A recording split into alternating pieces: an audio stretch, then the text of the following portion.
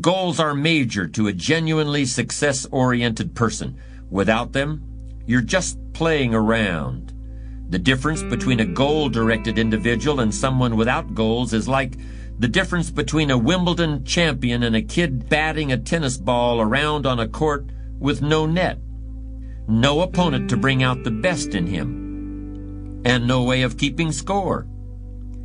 Despite everything that's been written about the importance of goal setting, very few people actually put it into practice. It's always amazed me the way the average guy puts more thought and effort into planning his 2-week vacation than he devotes to planning his life. What's he taking a vacation from? He hasn't really decided what he's trying to do in life, but for 2 weeks out of the year, he just decides he wants to do something else. And this is what he plans very carefully. Challenge creates strong character, and goals represent challenge in its most positive form. Leaders have their personal goals clearly in focus, as well as the goals of the organization. In fact, one of the principal responsibilities of leadership is defining goals for the vast majority of people who aren't able to do it for themselves. Over the years, I've developed some ideas about effective goal setting, and I'd like to share those with you in a moment. And I also want to point out some traps of goal-directed behavior that aren't usually talked about, but that certainly ought to be. When I was a kid, I used to dream what it would be like to buy a ticket on a railroad train and just go someplace. I really didn't think about where I'd be going or how long it would take to get there. I just loved the idea of getting on the train and just letting it take me someplace. I guess there's still something appealing about that idea, but it's not really the way you want to live your life as a mature human being. When you grow up, you buy a ticket on a train or a plane because you want to go someplace, and you know exactly where you're going. You may have to change planes in a different city. Your flight may be canceled, and you may have to switch to another flight. You may not feel like talking to the person seated next to you, but you will persist. You know where you're headed, and you're quite determined to get there. That's goal-directed behavior in its simplest form. There are short-term goals and long-term goals. Sometimes you're flying across the country. Other times you're just walking down to the corner grocery store. Long-term goals are the equivalent of a major journey. When you reach the point where you've achieved your long-term goals, your life will be fundamentally changed, and the process of getting to that point will transform you into a stronger, wiser, higher-performing person than you are now. How can you identify your long-term goals? On a sheet of paper or in a notebook, write these 5 headings. Number 1, what do I want to do? Number 2, what do I want to be? Number 3, what do I want to see? Number 4, what do I want to have? And number 5, where do I want to go? Now, under each of these categories, write down several possible long-term goals. Be very relaxed about this. Just allow your mind to flow and come up with 3 to 6 ideas for each category. Don't worry about a lot of details at this point, and don't spend too much time describing a particular goal. In category number 1, for example, what do I want to do? Suppose you want to write a book about the history of your family, going back to the arrival of your great-grandparents in the United States. Just quickly jot down family history. Then as you look down the list of categories, it occurs to you that you've always wanted to see the pyramids in Egypt, so you write pyramids. Keep writing down ideas as long as the list of categories continues to inspire you.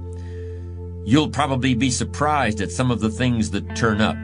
You may have kept a great many desires and aspirations hidden in the back of your mind, but the opportunity to write them down will move them to the forefront of your consciousness. That's one of the benefits of this technique.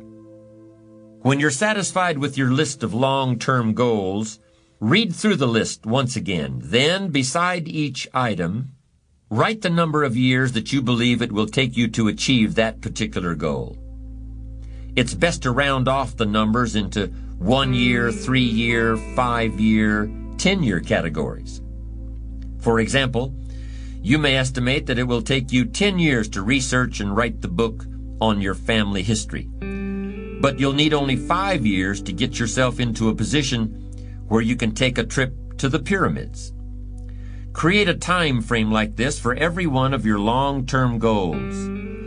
Immediate goals, those that will take less than a year to achieve, are important too, of course, and we'll deal with those separately in a moment. When you're finished entering your time frames, there should be a fairly balanced distribution of all your goals. If there are many 1- and 3-year objectives, but only a few in the 10-year category, maybe you need to think more about what you really want your life to add up to. What kind of life you really want to build over the long run. But if there's a preponderance of 10-year goals, and relatively few of the shorter-term variety, this may be an indication that you're putting things off, that you're focused too much on where you'll be at the end of the day and not enough on what you can accomplish right now. Keep working on your list, adding and subtracting goals with various time frames until you've created a more or less even distribution. Now comes the really challenging and interesting part. So far, you've just been adding things to the list, but now it's time to start making some selections. Now you're going to start asking yourself, what's really important compared to what might just be sort of fun? Choose 4 goals from each of the 4 time frames, 1 year, 3 year, 5 year, and 10 year. Now you have 16 separate goals. So far, you've only referred to them in shorthand fashion, but now you're going to start seeing them very, very clearly in your mind's eye. You're going to see each goal just as if it were being realized this very minute.